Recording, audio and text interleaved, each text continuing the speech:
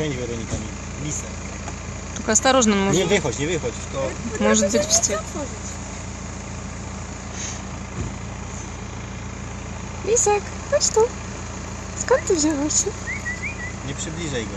Może być wściekły, jak jest blisko ludzi.